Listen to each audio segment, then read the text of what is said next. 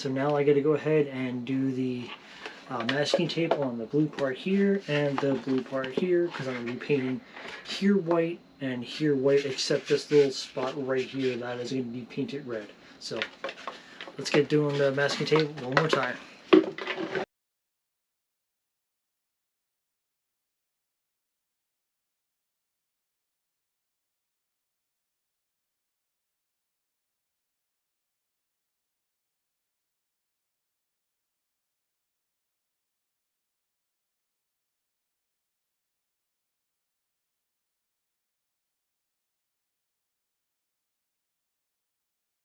Okay, so I have everything taped off. It took a little while to get these taped on because I was trying to pull the tape apart without like completely ripping it.